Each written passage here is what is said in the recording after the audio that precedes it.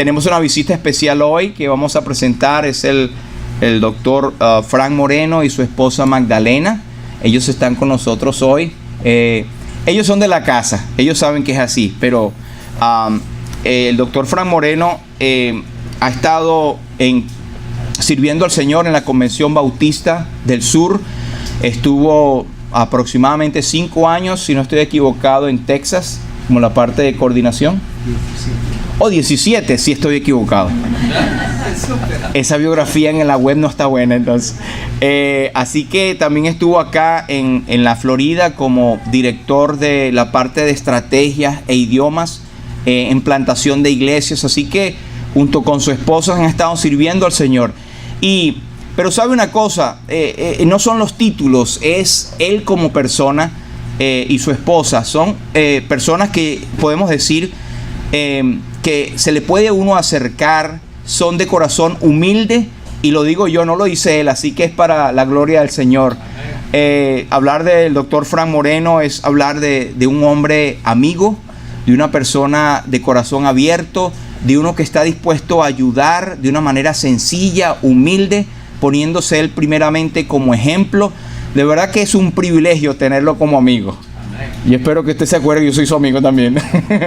Así que hoy, como decíamos al principio, Lumbrera se viste de lujo para recibir de el hermano, el doctor Frank Moreno, la palabra de Dios hoy ministrada. Evangelio según San Marcos, capítulo 10, versículo 46.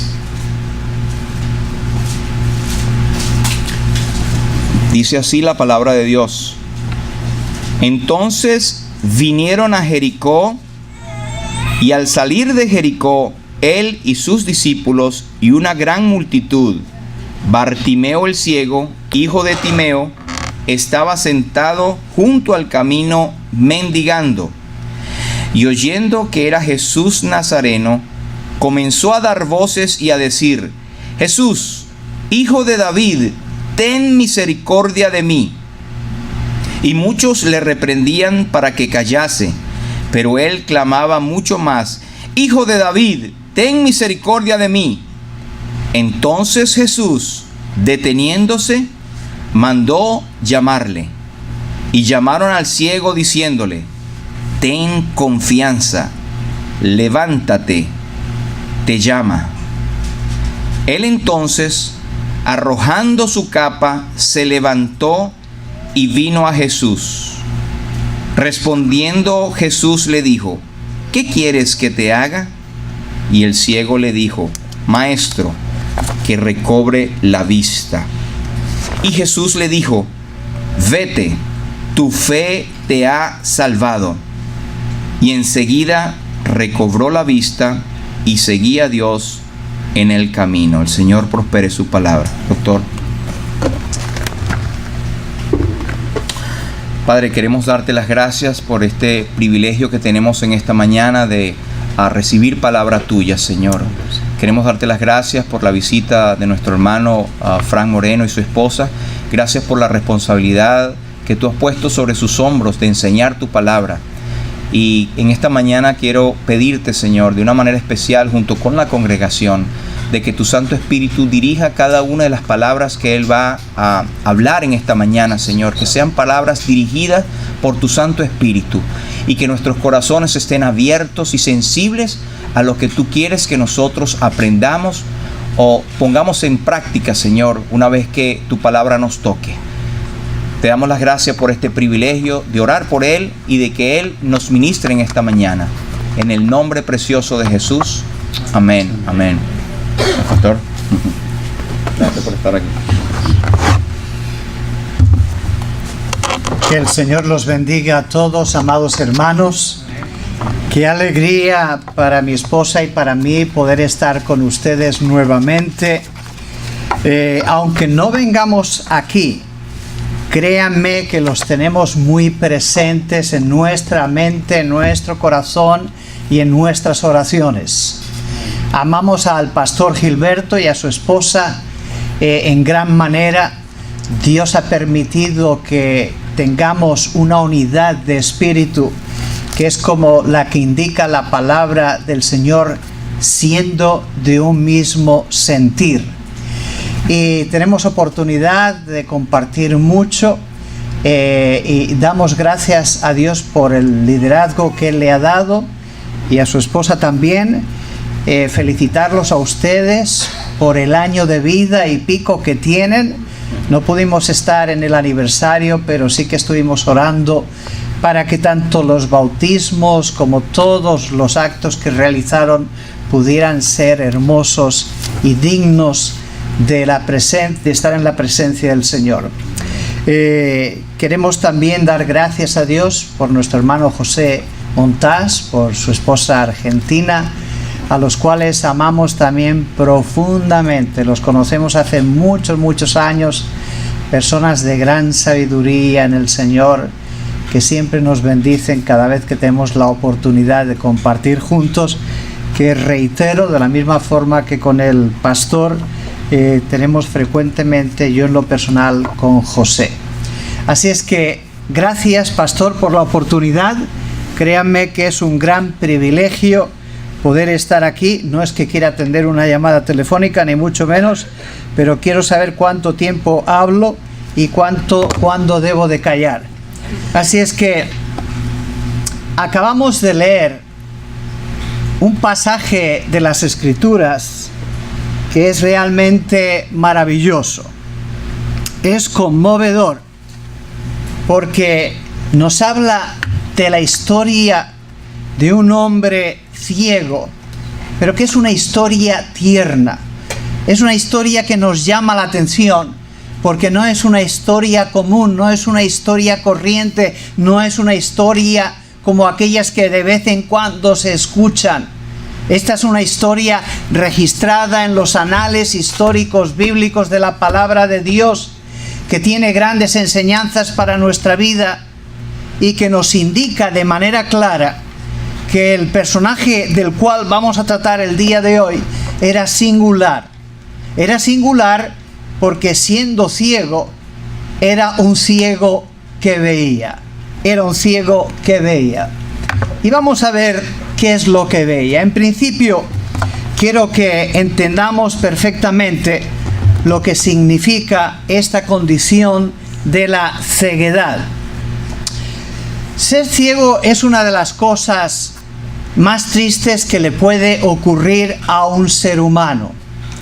Cuando uno no dispone de la visión, está muy limitado por diversas razones. Pero ciertamente es triste poder ver a una persona limitada por la falta de visión.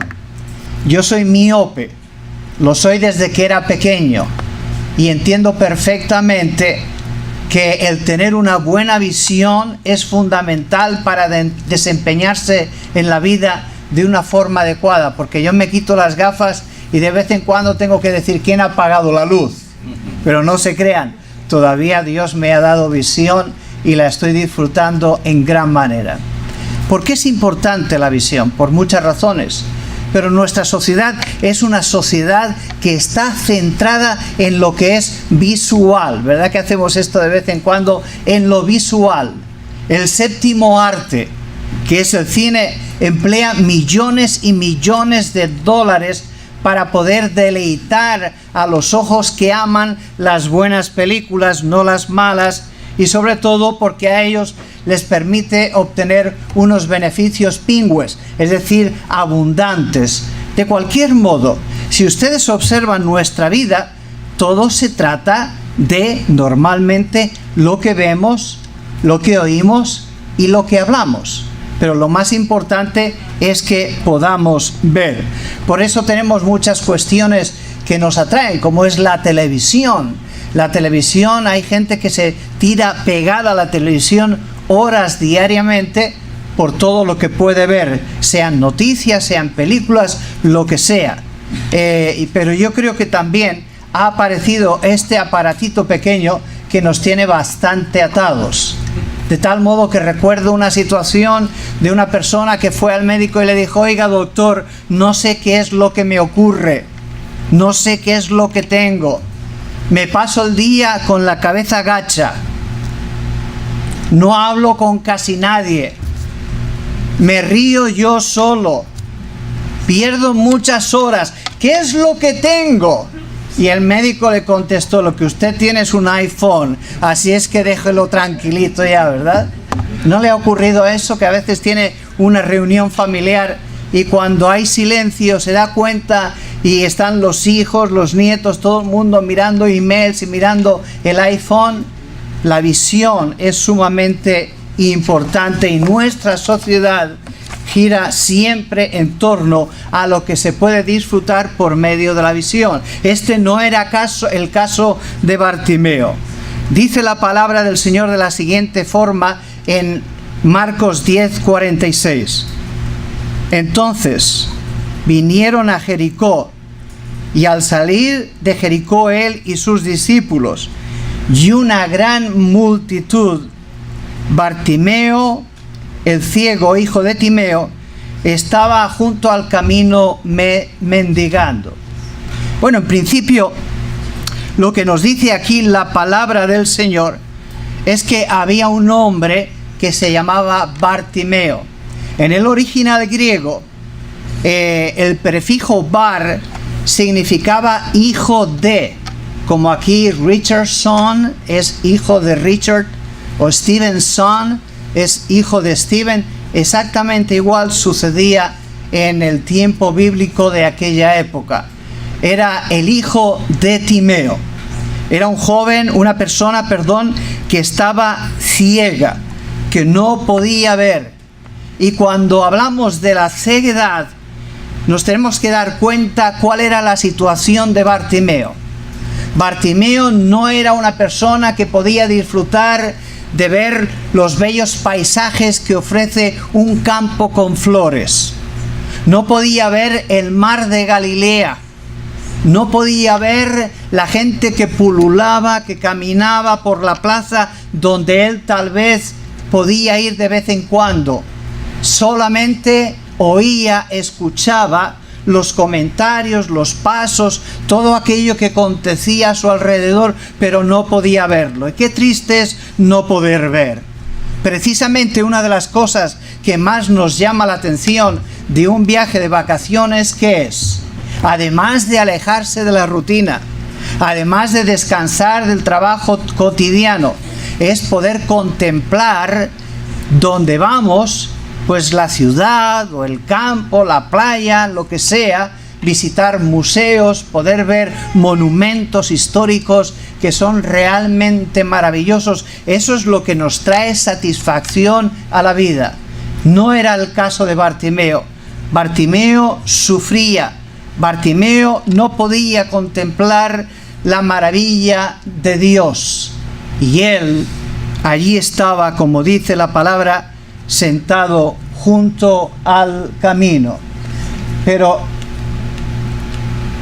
es esta figura de Bartimeo la figura de la persona que no tiene a Dios, del hombre, de la mujer que no puede disfrutar de la presencia del Todopoderoso de una manera clara, evidente. Es la figura de aquel que está alejado por el pecado del Creador, del Todopoderoso, del Dios eterno, del Jesús Redentor, del Rey de Reyes y del Señor de Señores. Es una persona que vive en la pobreza, en la tristeza espiritual, porque no puede gozar de la comunión con el Espíritu Santo, con el Dios Trino, Dios Padre, Dios Hijo y Dios Espíritu Santo. Y es triste estar ciego físicamente, pero es más triste estar ciego espiritualmente. Helen Keller, una ciega que Dios usó en gran manera para escribir, para componer, para ser de testimonio al mundo en general de que cuando Cristo llega al corazón, grandes cosas acontecen. En cierta ocasión fue entrevistada por un periodista Y le hicieron la pregunta: ¿es triste ser ciega? Y ella contestó: es menos triste que tener ojos físicos y estar ciego ante las cosas divinas, no poder contemplar la gloria de Dios. Lo bien cierto es que cuando hay ceguedad, hay sombras, hay oscuridad, hay tristeza en muchos de los casos. Recuerdo que hace unos años, estando en una convención en Orlando, en una reunión de la Convención Bautista del Sur, estaba en un bus de nuestra convención estatal y vino una señora a conversar conmigo y comenzamos a hablar y surgió el tema de que ella había padecido ceguez temporal por varios meses. Y me dijo: usted no tiene ni idea de lo que representa tener vista y de golpe y de repente perderla, como este hombre que había visto anteriormente. Me dijo, es una sensación tétrica, una sensación horrible, una sensación de oscuridad que es increíble y es una gran realidad. Pero el que está apartado de Dios porque no ve el poder perdonador de su gracia divina, se encuentra en esa situación, una situación horrible, una situación en realidad que le hace a uno pensar cuál es el motivo de mi existencia aquí en la vida, por qué me encuentro viviendo en este mundo. Pero no solamente eso, también nos dice la palabra del Señor que estaba sentado junto al camino. Sentado junto al camino. Y es interesante observar cómo en nuestra sociedad las personas necesitadas se ponen en los caminos, en el camino donde hay más afluencia de vehículos o de gente. Eso nos pasa todos los días. Cuando llegamos a semáforos, hay gente siempre pidiendo en un lugar, en una intersección, en otra, y vemos que es un centro de atracción de la compasión de gente, a veces que se ve abocada por la necesidad y otras veces porque son malintencionados y lo que quieren es vivir del cuento, como decimos en mi tierra. Pero observen ustedes cuál es el concepto del camino en la palabra del Señor. Dice que estaba sentado junto al camino y que estaba precisamente en una situación horrible. La palabra del Señor nos habla del significado del camino y es amplio, es abundante y enriquecedor. Juan 14:6 dice: el mismo Señor Jesucristo indica: yo soy el camino, la verdad y la vida, y nadie viene al Padre si no es por mí. No hay otro camino, no hay otra senda, no hay otro atajo. El camino es Cristo Jesús. Además, a los cristianos de la antigüedad, de acuerdo a lo que nos dice la palabra del Señor, y si ustedes ven Hechos 9 de 1 y 2, cuando Pablo va a coger cartas para perseguir a los cristianos, iba a perseguir a los del camino. A los creyentes se les reconocían como los del camino. No solamente eso, el salmista nos habla claramente en el Salmo 86:11, cuando exclama: enséñame, oh Jehová, tu camino, caminaré yo en tu verdad. Enséñame tu camino, yo quiero caminar en la verdad, en la rectitud, en la santidad, porque es el único camino que me puede llevar a la vida eterna. No solamente eso, cuando Jetro está aconsejando a su yerno Moisés acerca de cómo ayudar al pueblo a ser encaminado debidamente, Él le dice de una manera sabia: muéstrales el camino por donde deben de caminar y qué es lo que han de hacer, según indica Éxodo 18:20. Alguien ha dicho que un camino es una vía que se ha construido para transitar de un lugar a otro y que hay un caminar recíproco. Unos vienen y otros van. En el concepto bíblico, cuando Tomás de Kempis, el místico Tomás de Kempis, escribió el libro La imitación de Cristo, él hace una declaración muy interesante.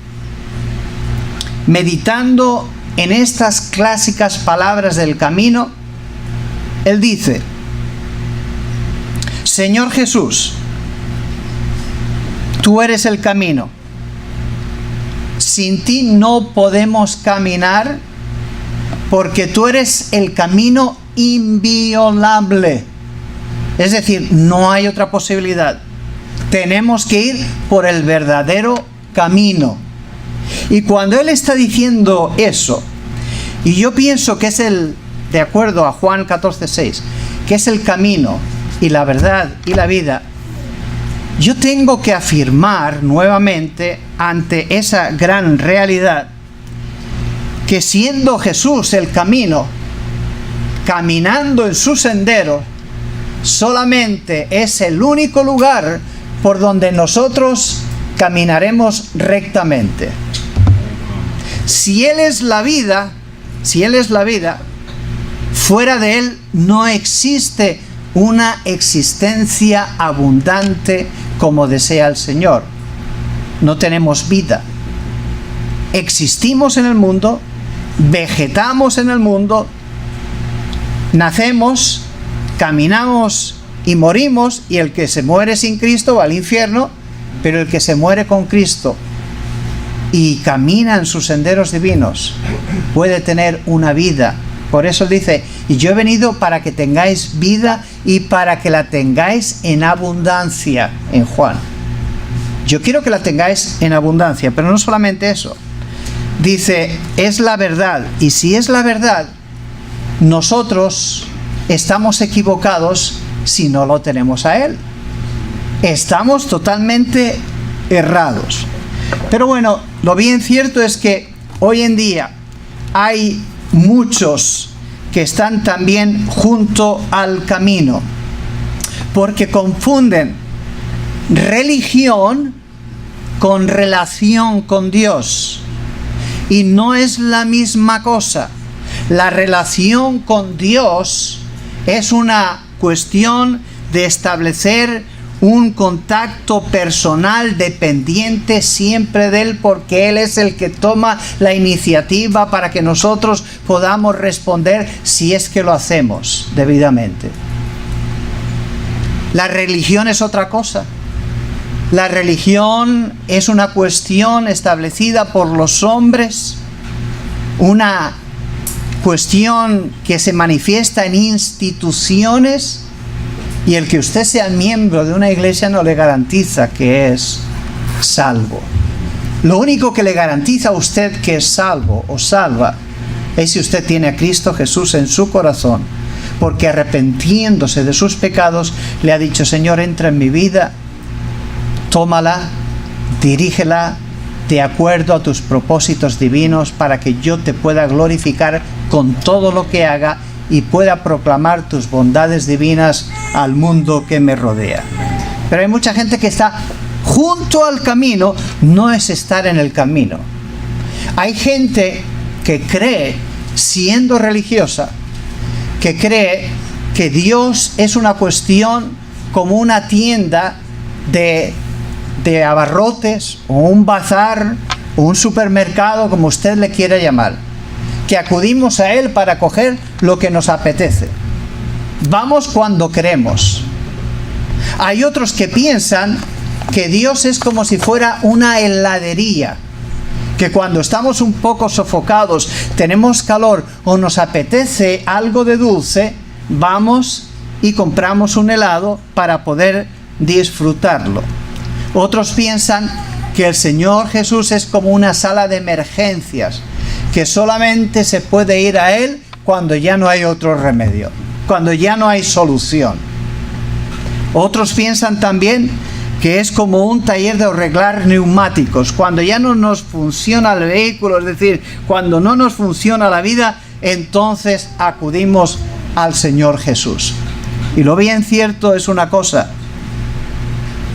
que hay que acudir a Dios, que hay que responder a su llamado divino, a la gracia del Todopoderoso, en el momento en que nosotros escuchamos la palabra de Dios o escuchamos lo que Él está hablando a nuestro corazón, es cuando tenemos que responder, porque lo necesitamos de manera urgente. Hace unos años, cuando no existían los GPS, mi esposa y yo fuimos a visitar a los hermanos de una iglesia donde yo era pastor. Vivían bastante lejos de nuestra casa. Era ya prácticamente de noche cuando teníamos que ir a visitarlos. De modo que llamé al hermano y le dije: mire, hermano, queremos ir a visitarles, por favor, denos la dirección y también indíquenos cómo podemos llegar hasta allí. Y así lo hizo el hermano. Yo me tomé nota fielmente de lo que me dijo, no se me pasó ni una tilde. De modo que cuando llegó la hora, emprendimos el camino para ir a visitar a nuestros amados hermanos que se habían unido a nuestra iglesia hacía muy poco tiempo. Llegamos a la carretera principal, salimos en la salida que él nos indicó, dimos una vuelta a la derecha como me había dicho, volví a girar a la izquierda como me había indicado, y de golpe y de repente, primero ya se había hecho de noche, y después pasamos un lugar donde se supone que estaba una de las calles que me había indicado, y nos perdimos. Y estábamos dando vueltas de noche, no había gente, ya saben ustedes cómo es aquí, ¿verdad? No como en nuestros países, no había gente, y por fin vimos a una persona, nos paramos, le preguntamos por la calle y me contestó: ah, si está ahí al lado. Digo: un momentito, pero es que yo he seguido las indicaciones y no veo esta calle. Y me dijo: es que ¿sabe usted lo que ocurre? Han quitado la señalización con el nombre de la calle. Hermanos, esta ilustración para recordarles que Dios nos ha puesto a nosotros aquí en la tierra para que señalemos el camino hacia Jesucristo, el camino hacia el cielo. Cuando esa señalización no está en el lugar correcto, la gente da vueltas y tarda mucho más en encontrar el camino. Y estaba mendigando, dice la palabra del Señor que estaba mendigando. Este hombre pobre, desamparado por la cuestión de su tristeza, tenía que recurrir al amparo y a la misericordia de los demás pidiendo limosna. Yo espero que usted, que nadie aquí haya tenido que vivir esa circunstancia de tener que pedir limosna. Yo no la he pasado en mi vida, gracias a Dios, y espero que Dios no permita que eso suceda. Pero yo me imagino que debe de ser una situación, pastor, tan denigrante, tan frustrante, porque pudiendo valerse uno por sí mismo, pues uno lo hace, va a trabajar, hace lo que sea para poder vivir. Pero cuando uno no puede valerse por la cuestión de la ceguera, entonces hay mucha tristeza, tiene que depender de los demás. Y así hay también algunas personas que, siendo creyentes inclusive, se encuentran mendigando. Y no me refiero a nivel de economía, aunque puede haber alguno que sí, pero me refiero al nivel espiritual. Teniendo un Dios todopoderoso, teniendo un Señor que es rico, que es abundante en riquezas, que tiene las puertas del cielo preparadas para abrir y derramar bendiciones abundantes sobre sus hijos, algunos creyentes viven como verdaderos pedigüeños, porque no entienden perfectamente lo que es caminar con el Señor y se quedan simplemente al lado del camino. Nunca se me olvidará. En la iglesia donde mi esposa y yo nos convertimos, en España, en Valencia, tuvimos la experiencia hermosa, linda, como todos los que nos convertimos recientemente, ¿verdad? De poder estar en el seno de una congregación que amaba mucho al Señor. La juventud comenzó a crecer. Fue una de las iglesias que en un momento determinado produjo más o dio más pastores por medio del Señor a España que cualquier otra. Fue una experiencia increíble. Pero nunca se me olvidará. Había un matrimonio en la iglesia. Nosotros hablamos valenciano, además de español nosotros no decimos dialecto, decimos idioma porque tiene literatura, tiene gramática y tiene todo, ¿verdad? Pero hablamos también valenciano. Y teníamos un matrimonio, se llamaba Miguel, y en valenciano Miguel es Miquel o Micalet, cuando es diminutivo, Miguelín, Micalet. Le llamábamos el tío Micalet. Y él y su esposa siempre nos conmovían porque eran gente buena y cariñosa, un par de viejecitos de esos que uno los quiere adoptar prácticamente como abuelos. Y un día pasé por cerca del mercado central, cerca de donde vivíamos, un mercado muy, muy, muy grande, y vi al tío Micalet mirando en la basura, recogiendo cosas de allí de la basura. Aquello realmente me conmovió, porque en la España de aquella época donde vivíamos nosotros, tal vez había algo de necesidad, pero éramos de clase media, no tan padeciendo tanto, ni mucho menos. Y aquello me tocó mucho el corazón. Y yo dije, Señor, ¿cómo es posible que hermanos de la iglesia tengan que recurrir a eso, estando nosotros, toda la iglesia, ¿no? Al poco tiempo, el tío Micalet falleció. ¿Y saben lo que descubrimos?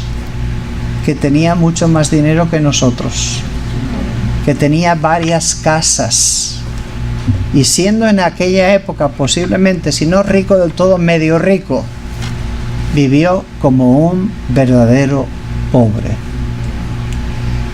Y yo dije, Señor, qué ilustración tan tremenda para tus hijos, que a veces, pudiendo ser ricos espiritualmente, mendigamos. Y yo espero que no sea el caso de usted, mi amado hermano y hermana. Bueno, y dice que oyendo que era Jesús de Nazaret, comenzó a dar voces y a decir, Jesús, hijo de David, ten misericordia de mí. Jesús, hijo de David, ten misericordia de mí. Y algo interesante que nos llama la atención es que este hombre no era como Nicodemo. Ustedes se acuerdan que Nicodemo acudió de noche a ver al Señor, siendo uno de los principales de la sinagoga, un doctor de la ley. Fue de noche a ver al Señor por temor a que lo criticaran, por temor a que descubrieran que se había visto con Cristo. Este no fue así. Este había escuchado posiblemente que había sanado a leprosos, que había dado vida a Lázaro, porque Lázaro Betania no estaba tan lejos de Jericó. De hecho, Jericó se encontraba aproximadamente a 12 millas y media del este de Jerusalén, 22 kilómetros aproximadamente. No estaba tan lejos. Había oído tal vez que había multiplicado los panes y los peces y había alimentado a 5,000 personas sin contar niños, y había sobrado. En fin, había escuchado los milagros del Señor. Y se atreve a hacer una cosa que hasta ahora prácticamente no lo ha hecho nadie en los evangelios. Le llama a Jesús, Hijo de David, ten misericordia de mí. Diciéndole Hijo de David, él sabía perfectamente que era el Mesías enviado. De la misma forma que el ángel Gabriel le dijo a María, vas a tener un hijo, y etcétera, etcétera, y será hijo de David, y su reino no tendrá fin jamás. Lo reconoce como verdadero Mesías, y eso es realmente increíble. ¿Por qué? Porque nos da claramente la versión o la interpretación de que, como dije al principio, este hombre ciego veía más sin los ojos físicos que muchos que los tenían y no podían contemplar la gloria de Jesús que estaba allí.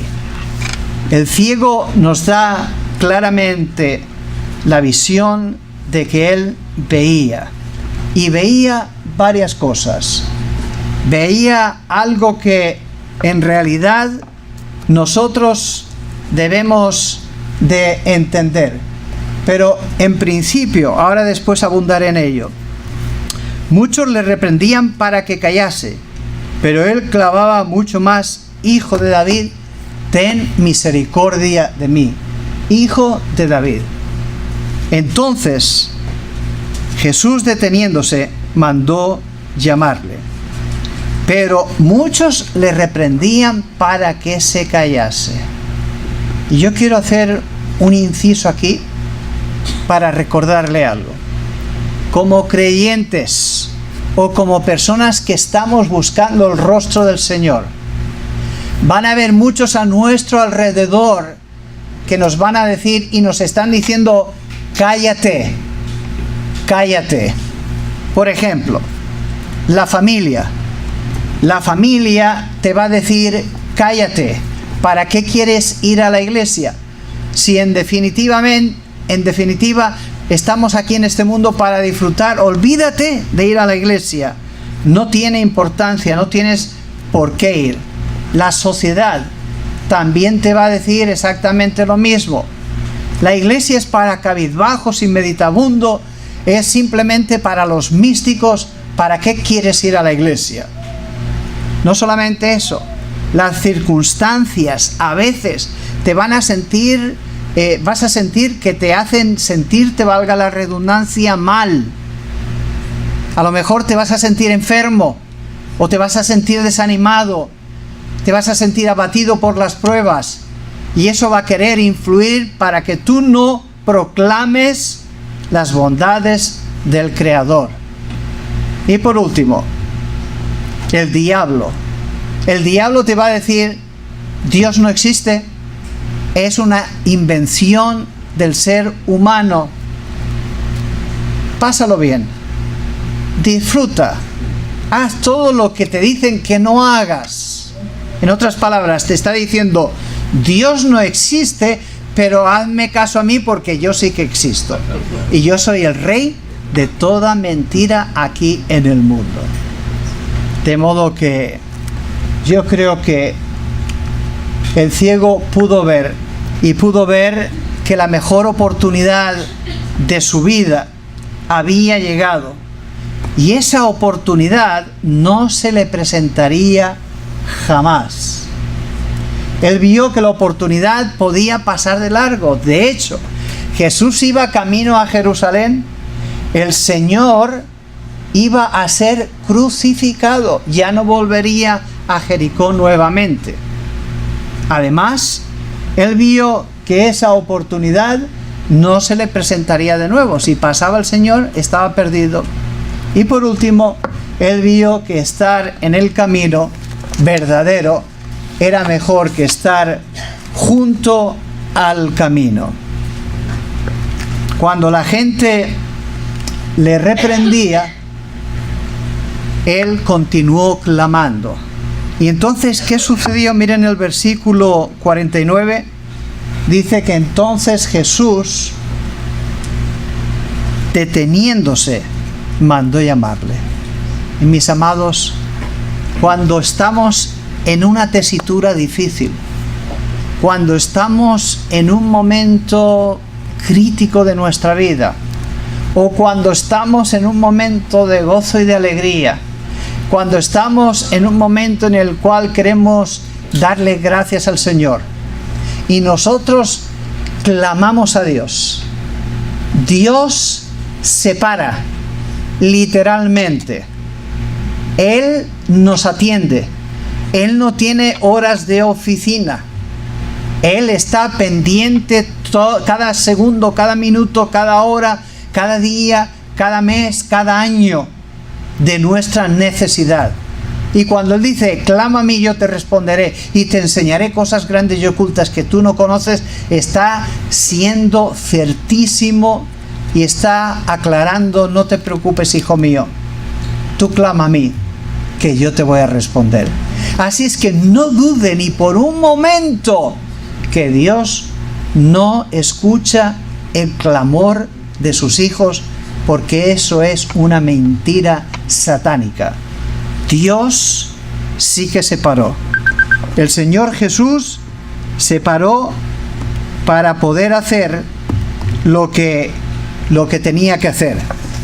Y es que Él quiso darle al ciego Bartimeo la esperanza. Ten confianza, levántate, te llama, pastor, 3 puntos para un buen sermón. Ten confianza, levántate, te llama. ¿Se imaginan ustedes? El pobre hombre que le dijeran, el Señor te está llamando, ten confianza, levántate y te llama. Y así lo hizo. Tuvo confianza, se levantó, es decir, se incorporó y sabía que el Señor Jesús lo estaba llamando. ¿Y qué dice la palabra del Señor que hizo? Entonces el 50, arrojando su capa, se levantó y vino a Jesús. Escuchen esto, la única cosa que él tenía, la tiró a un lado para acudir al Señor. La capa. La capa servía en muchos lugares para poder recoger las monedas que la gente le iba tirando. La capa servía también para abrigarse.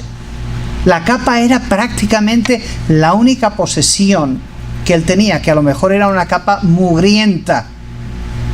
Mis amados hermanos, nosotros también tenemos muchas capas, ¿ustedes lo saben?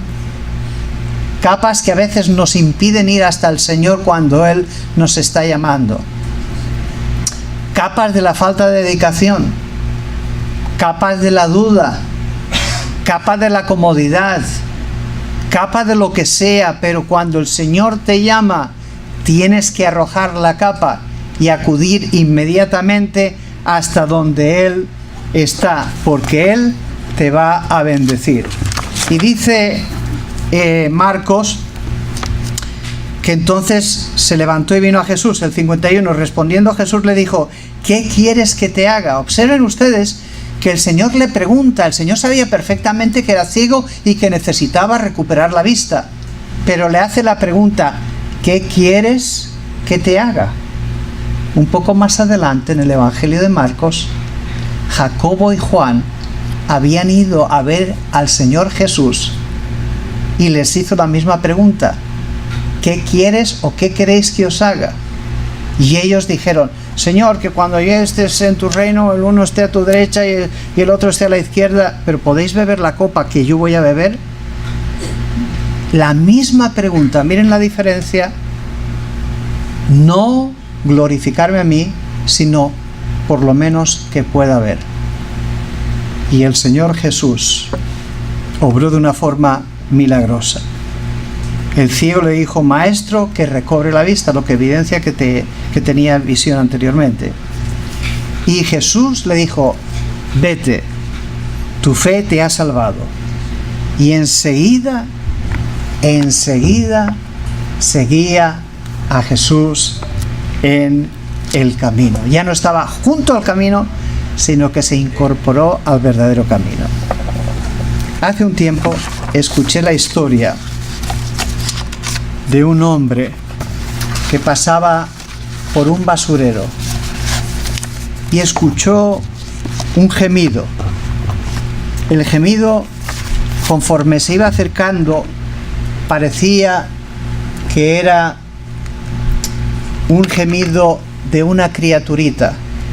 Cuando vio el dumpers, el basurero grande, afinó la voz y parecía que era alguien, una criatura. Se metió dentro de la basura, quitó la basura y allí, en medio de la basura profunda, se encontraba un niño recién nacido que había sido arrojado allí. Lo cogió, lo llevó al hospital y gracias a Dios se pudo salvar. Cuando yo escuché aquello, dije, esto es lo que Dios ha hecho con nosotros. Estábamos en el pecado, estábamos en la misma basura, en el mismo infierno.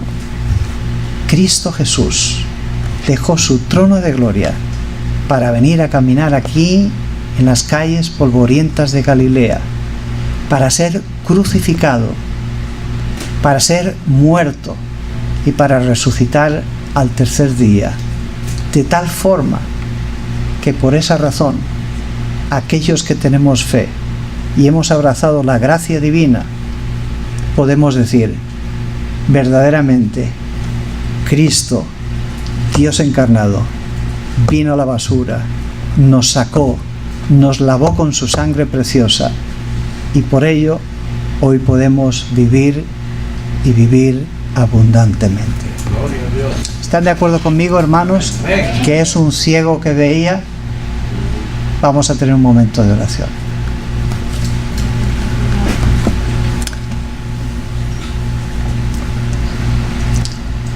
Ojos cerrados, creyentes orando.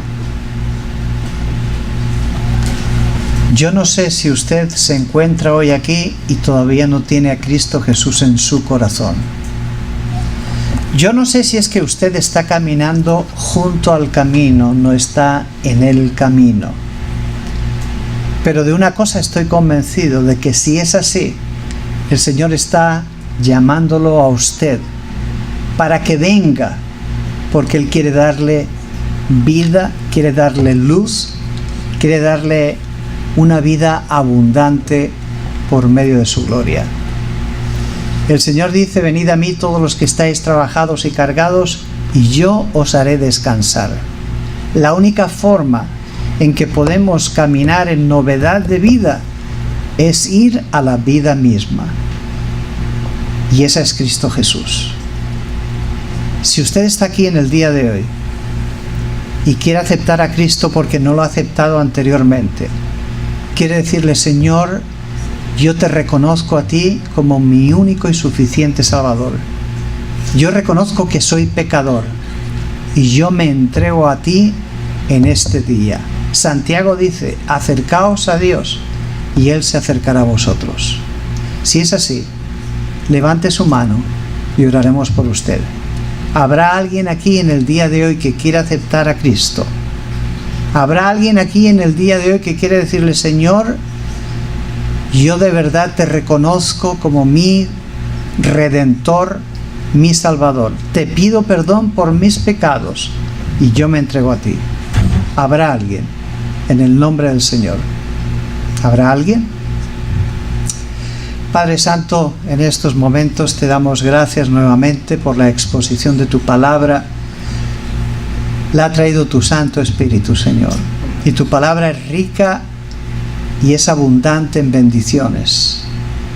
Y queremos darte las gracias, Señor, por esta historia que de verdad nos hace pensar lo mucho que podía haber un ciego que no veía físicamente, pero podía hacerlo a nivel espiritual. Ayúdanos, Señor, a confiar en ti siempre.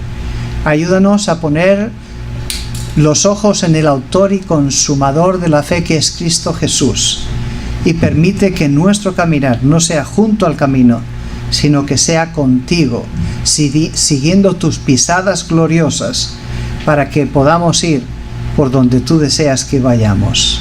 Nos ponemos en tus manos, Señor, y yo te ruego que bendigas a mis hermanos, y si hay alguien aquí que no te conoce, que hoy pueda ser el día de salvación para su vida, que pueda pasar de muerte a vida y que pueda tener la experiencia gloriosa que hemos tenido nosotros, la mayoría de los que estamos aquí. Señor, lo ponemos en tus manos, inquieta a esa persona o a esas personas y trabaja con ellas para que tu Santo Espíritu las lleve al convencimiento del pecado y de la verdad. En el nombre de Cristo Jesús oramos y te agradecemos todo. Amén. Amén.